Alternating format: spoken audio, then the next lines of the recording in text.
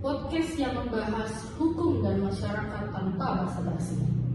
Saya Selvi Gunawan, dan saya Nazaruf Unabila, dan saya Anissa Nur. Hari ini kita ngobrol soal sesuatu yang banyak bikin kita geleng-geleng kepala. Apakah hakim bisa dibeli? Pertanyaan yang agak keras ya, tapi pertanyaan yang harus kita tanyakan juga. Saya Naza, saya berlatar belakang hukum, dan terus terang kalau saya dengar berita-berita belakangan ini, saya sendiri ikut prihatin. Dan saya Anissa Nur, dan saya percaya apa yang terjadi di pengadilan saat ini bukan cuma soal oknum saja. Ini sudah menjadi pola dalam kehidupan sehari-hari.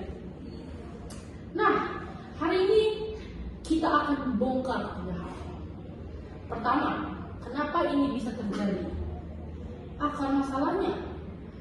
Yang kedua, kita lihat kasus-kasus nyata yang menggemparkan publik. Dan terakhir, kita tanya, masih adakah harapan? Kita lanjut ke pembahasan. Kita mulai dari yang paling mendasar. Kenapa hakim bisa tergoda atau bahkan dengan sadar menerima suap? Ada 3 lapisan masalah. Yang pertama yaitu di struktural. Sistem rekrutmen dan pengawasan hakim di Indonesia masih tergolong lemah. Bayangkan kita punya komisi yudisial yang tugasnya mengawasi hakim, tapi sampai sekarang pengawasannya dianggap banyak pihak sebagai nol besar. Orang-orang di DPR pun sudah mulai mempertanyakan apakah lembaga ini masih relevan. Betul. Dan yang kedua yaitu budaya dari mafia peradilan itu sendiri yang sudah lama mengakar. Sejak tahun 2011 sampai 2024 ada sekitar 29 hakim yang ditetapkan sebagai tersangka atas kasus korupsi. Nilai suapnya pun totalnya mencapai lebih dari 109 miliar. Ini bukan kasus sporadis saja, tetapi ini sudah menjadi kasus yang kronis. Hampir 30 hakim dalam 13 tahun ya. Dan itu yang ketahuan. Yang tidak ketahuan, kita tidak tahu berapa lagi. Lapisan ketiga masalahnya adalah moral individual. Hakim itu manusia. Jadi ketika sistem tidak memberi sanksi yang cukup tegas, ketika pengawasan bolong, dan ketika ada uang miliaran di depan mata, godaannya nyata. Dan yang saya bikin miris, ada istilah yang beredar di kalangan praktisi hukum. Pengadilan sebagai lembaga lelang, putusan bisa ditahan, bocoran putusan bisa dijual lebih dulu, kasasi pun bisa ditarik ulang. Ada ekosistem yang mendukung, yaitu maklar kasus ada di mana-mana. Tapi kan undang-undang ada undang-undang yang melindungi. Undang-undang pasar kehakiman, undang-undang anti korupsi. Ada, dan ancamannya termasuk serius, sampai 20 tahun penjara untuk hakim yang menerima suap. Tapi hukum hanya sekuat penegakannya. Kalau pengawasannya lemah, undang-undang itu hanya tulisan di atas kertas. Dan yang paling berbahaya, ketika publik sudah tidak lagi percaya, ada pakar hukum yang bilang, kalau masyarakat tidak lagi mempercayai putusan hakim, maka tidak ada lagi tempat untuk bisa menyelesaikan konflik hukum secara damai. Itu artinya bencana lah bagi demokrasi di negeri kita. Oke, sekarang kita masuk ke kasus nyata yang ada di lapangan. Silakan. Oke, kita mulai dari yang paling bikin marah publik ya, yaitu pada tahun 2024 ada kasus dari Ronald Tanur. Ini Gregorius Ronald Tanur atau Ronald, tersangka penganiayaan yang menyebabkan kematian pacarnya sendiri. Ronald ini anak dari Edward Tanur, anggota DPR RI dari fraksi Partai Kebangkitan Bangsa. Anak pejabat jadi pelaku penganiayaan. Kayak nggak asing ya. Tanggal 3 Oktober 2023, Ronald dan pacarnya DSA makan di daerah Jiwok Citraland, Surabaya. Malamnya mereka karaokean. Tanggal 4 Oktober dini hari mereka berantem setelah pulang dari tempat karaoke. Ronald menganiaya DSA dimulai dari menendang, memukul kepala DSA pakai botol miras, sampai melindas pakai mobil hingga korban terseret sejauh 5 meter. Ronald bahkan merekam DSA yang udah terkapar setelah dia aniaya. Sempat dibawa ke apartemennya Ronald terus ke rumah sakit, tapi sayangnya DSA meninggal dunia sekitar 30 menit sebelum sampai rumah sakit. Menurut pengacara keluarga DSA Dimas Yamahura Alvarau, Ronald sempat bikin laporan palsu ke polisi untuk menutupi kejadian ini. Menurut Dimas, DSA adalah ibu tunggal yang menafkahi anaknya. Polrestabes Surabaya, Jawa Timur menetapkan Gregorius Ronald Tanur sebagai tersangka penganiayaan yang menyebabkan kematian. Tapi kalau menurut pakar psikologi forensik Reza Indragiri Amril, seharusnya Polrestabes Surabaya mempertimbangkan penerapan pasal pembunuhan untuk disangkakan ke Ronald. Karena menurutnya, perbuatan Ronald ke korban itu sangat bengis dan juga perlu diselidiki ada atau enggaknya kontrol diri dari Ronald. Setelah Ronald jadi tersangka, bapaknya yaitu Edward Tanur dinonaktifkan dari DPR sama PKB. Sekjen DPP PKB Hasanuddin Wahid bilang ini supaya Edward bisa fokus sama penyelesaian masalah penganiayaan yang diperbuat anaknya. Anaknya melakukan penganiayaan, bapaknya juga ikut kena sanksi. Ronald Tanner adalah seorang pria yang didakwa telah membunuh kekasihnya yang bernama Dini Sarah Afriyanti. Kasusnya sudah jelas, ada korban, ada faktanya.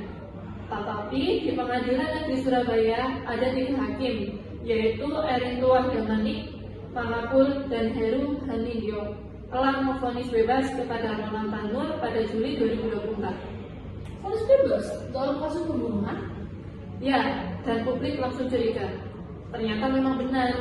Ketika hakim tersebut terbukti telah menerima suap senilai 4,67 miliar. Uangnya dikirim secara bertahap melalui berbagai perantara, mulai dari pengacara terdakwa. Komisi Yudisial juga akhirnya menjatuhkan sanksi pemberhentian tetap kepada ketiga tersangka tersebut. Kasus ini sempurna sebagai ilustrasi betapa rapuhnya sistem. Bukan hanya hakim yang bersalah, ada pengacara yang menyuap, ada perantara, ada yang tutup mata. Ini ekosistem, bukan individu. Apa ada kasus lain yang lebih besar? Ada, dan ini lebih mengejutkan sih, yaitu pada April 2025, yaitu kasus suap minyak goreng CPO. Ketua Pengadilan Negeri Jakarta Selatan, yaitu Muhammad Arif Nurianta, ditangkap. Diduga menerima suap senilai 60 miliar untuk mengatur putusan lepas bagi ketiga korporasi besar dalam kasus ekspor minyak kelapa sawit tersebut. Dan ketiga korporasi tersebut adalah Duman Group, Musimas Group, dan Permata Hijau Group. 60 miliar untuk satu putusan. Dan tidak berhenti di sana saja, ada 3 hakim yang menangani kasus tersebut, yaitu Juyanto, Adam Syarif Baharudin, dan Ali Muhtarom. Ketiga tersebut juga menjadi tersangka. Mereka diduga menerima suap senilai 22 miliar. Ini bukan cuma soal oknum hakim. Ini melibatkan korporasi besar, oligarki sawit, dan sistem pengadilan sekaligus. ICW menyebutnya perselingkuhan jahat antara mafia peradilan dan oligarki. Dan itu tepat sekali. Ketika uang korporasi besar bisa masuk ke ruang sidang, keadilan itu sudah tidak lagi netral. Dan pada Desember 2025, ketiga hakim itu telah dijatuhi hukuman 11 tahun penjara. Majelis hakim yang memutus menyebutnya sebagai pengkhianatan mendalam terhadap sumpah jabatannya. Ada kutipan dari putusan yang saya ingat, yaitu corruptio optimi pessima, yang artinya kerusakan dari yang terbaik adalah yang terburuk. Sebuah pepatah Latin di ruang sidang Indonesia, ironis tapi tepat.